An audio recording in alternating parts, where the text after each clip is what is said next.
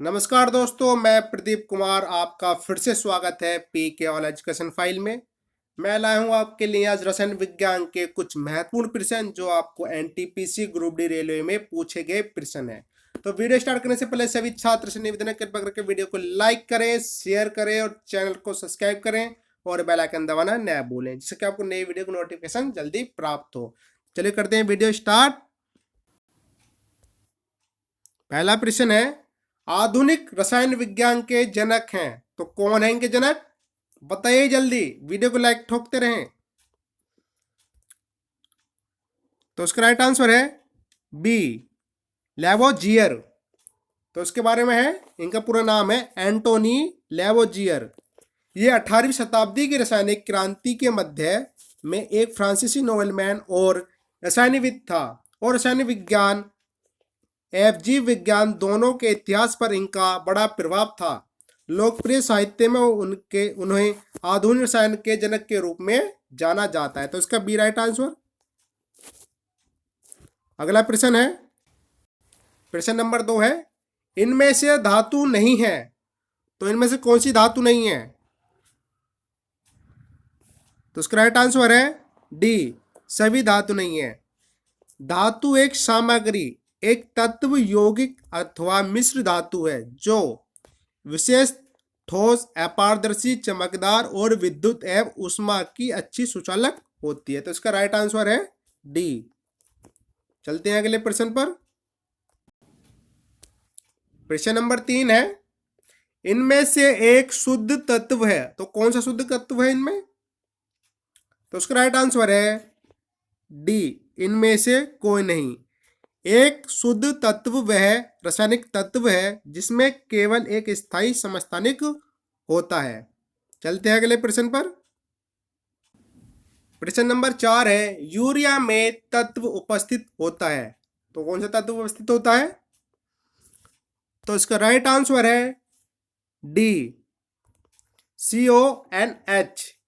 Urea एक कार्बनिक यौगिक है जिसका रासायनिक सूत्र CONH2 ब्रैकेट बंद 2। इस तत्व में दो NH2 समूह एक कार्बोनिल क्रियात्मक समूह C बराबर 0 से जुड़े होते हैं। तो इसका राइट आंसर है डी। अगला प्रश्न है,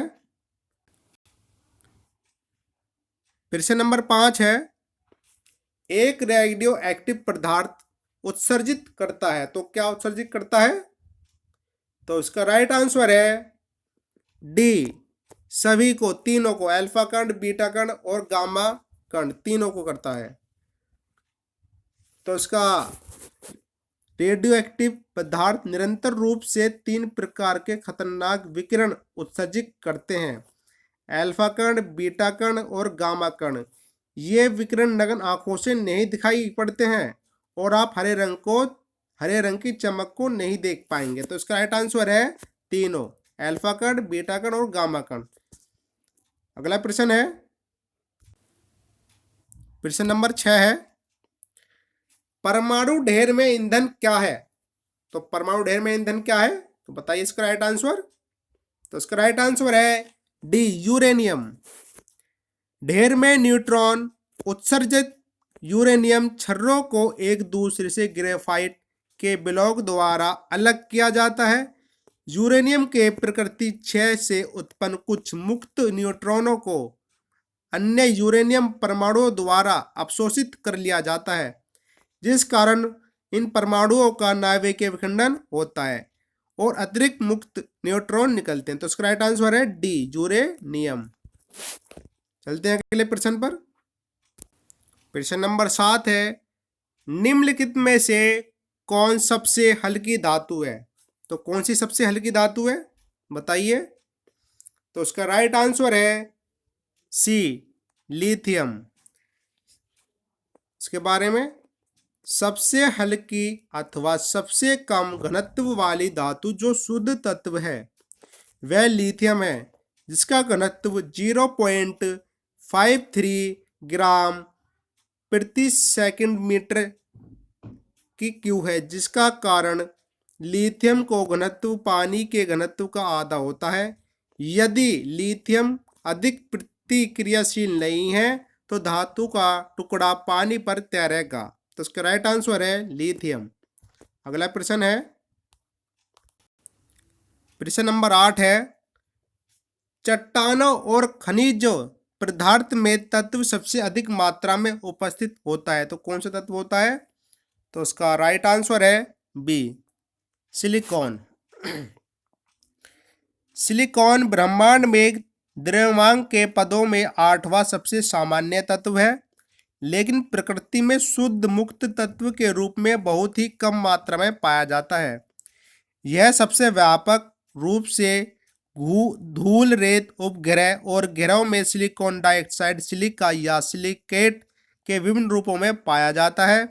पृथ्वी की क्रस्ट का 90% से अधिक भाग सिलिकेट खनिजों से मिलकर बना है, जिससे सिलिकॉन ऑक्सीजन के बाद पृथ्वी की परत पर प्रचुर मात्रा में पाए जाने वाला दूसरा तत्व बन गया है। तो इसका राइट आंसर है बी, सिलिकॉन। चलिए चलते हैं अगले प्रश्न पर। प्रश्न नंबर 9 है, जर्मन सिल्वर की एक मिश्र धातु है, तो कौन सी है? तो इसका राइट आंसर है सी, जिंक, कॉपर और निकेल। राइट आंसर इसका सी। ले चलते हैं अगले प्रश्न पर। अगला प्रश्न है, प्रश्न नंबर 10 है, व्यापक रूप से वितरित वातावरण में प्रचुर मात्रा में पाई जाने वाली उत्कृष्ट गैस है, तो कौन सी है वो? तो इसका राइट आंसर है डी, आर्गन। आर्गन पृथ्वी की भूपट्टी पर सबसे प्रचलित नोबल गैस है, जिसमें इस परपट्टी के 0.00015% तत्व शामिल है। तो इसका राइट आंसर है आर्गन, डी राइट आंसर। अगला प्रश्न है, प्रश्न नंबर 11 है, सिरके को मसाले के रूप में और सब्जियों एवं अन्य खाद्य पदार्थों के अचार रखने में प्रयोग किया जाता है। सिरका का घटक क्या है? तो क्या है? तो उसका राइट आंसर है सी, एथेनोइक अम्ल। जब एथेनॉल ऑक्सीजन से अभिक्रिया करता है तो वह ध्रुवल अम्ल बनाता है, जिससे एथेनोइक अम्ल कहते हैं। बियर अथवा वाइन की खुली बोतल में जीवाणु की उपस्थिति में प्राकृतिक रूप से अभिक्रिया होती है और एथेनोइक अम्ल बनता है, जो बियर अथवा शराब के स्वाद को खट्टा कर दे। सिरके में विशेषता द्रव्यमान के पदों में 4 से 18% एसिटिक अम्ल होता है। सिरके को प्रत्यक्ष रूप से मसाले के रूप में और सब्जियों एवं अन्य खाद्य पदार्थों के अचार रखने में प्रयोग किया जाता है। तो इसका राइट आंसर है सी, एथेनोइक अम्ल। चलते हैं अगले प्रश्न पर। अगला तो प्रश्न नंबर 12 है, निम्नलिखित में से कौन सही है? प्लास्टर ऑफ पेरिस का जमना है। तो इसका राइट आंसर है डी, वायुमंडलीय कार्बन डाइऑक्साइड के साथ योगात्मक अभिक्रिया। डी राइट आंसर इसका। तो इसकी प्रयोग विधि है, लाइम प्लास्टर बनाने के लिए चूना पत्थर कैल्शियम कार्बोनेट को गर्म करके क्विलाइम कैल्शियम ऑक्साइड को उत्पन्न करते हैं। फिर कास्टिक चूना उत्पन्न करने हेतु पानी मिलाते हैं, जिसे गीली पुट्टी के रूप में बेचा जाता है। प्रयोग करने से पहले अतिरिक्त पानी मिलाकर इसका पेस्ट बनाते हैं। इस पेस्ट को एयर टाइट पात्र में रखते हैं। जब इसे खुले में रखते हैं तो यह वायुमंडलीय कार्बन डाइऑक्साइड से अभिक्रिया करके धीरे धीरे कैल्शियम हाइड्रोक्साइड कैल्शियम कार्बोनेट में बदल जाता है, जिससे प्लास्टर की क्षमता बढ़ती है। तो इसका राइट आंसर है डी, वायुमंडलीय कार्बन डाइऑक्साइड के साथ योगात्मक अभिक्रिया। तो अगला प्रश्न है, प्रश्न नंबर 13 है, निम्नलिखित में से कौन विद्युत का सबसे अच्छा सुचालक है? तो कौन सा सुचालक है सबसे अच्छा? तो वो है इसका राइट आंसर बी, समुद्री जल। तो समुद्री जल एक अच्छा सुचालक है विद्युत का। इसमें प्रतिरोध होता है और दूरी के साथ प्रतिरोध बढ़ता है। अतः यदि आप उच्च वोल्टेज का विद्युत तार समुद्र में डुबाएंगे तो उसके आसपास का क्षेत्र लगभग 100 मीटर अथवा इस पर निर्भर करता है कि वोल्टेज कितना अधिक है, यह वैद्युत प्रकृति का हो जाएगा। तो इसका राइट आंसर है समुद्री जल सबसे अच्छा विद्युत का सबसे अच्छा सुचालक है। चलते हैं अगले प्रश्न पे। अगला प्रश्न है प्रश्न नंबर 14 है, निम्नलिखित में से किस पदार्थ को पानी में घोलने पर ऊष्मा निकलती है? तो कौन से पदार्थ को घोलने पर ऊष्मा निकलती है? तो इसका राइट आंसर है सी, कीपक्लाइन, बिना भुजा हुआ चूना। सी राइट आंसर। बिना भुजा हुआ चूना जो होता है, बिना भुजा हुआ चूना व्यापक रूप से प्रयोग किया जाने वाला रासायनिक यौगिक है। यह कमरे के तापमान पर सफेद कास्टिक क्रिस्टलीय ठोस है। जब चूना पत्थर को लगभग 10,000 सेंटीग्रेड तापमान पर गर्म करते हैं तो इसका ऊष्मीय विघटन होता है। इससे कार्बन डाइऑक्साइड गैस निकलती है और यह बुझे हुए चूने कैल्शियम डाइऑक्साइड में बदल जाती है। तो इसका राइट आंसर सी, बिना बुझा हुआ चूना। अगला प्रश्न है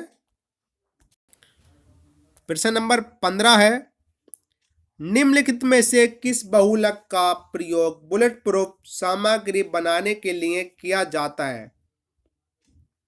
तो वो है इसका राइट आंसर सी, पॉलीएथिलीन। तो जो बुलेट प्रूफ सामग्री पॉलीएथिलीन से मिलकर बनी होती है, यह टपरवेयर में पाई जाने वाली उच्च कोटि की प्लास्टिक है। तो अगला प्रश्न है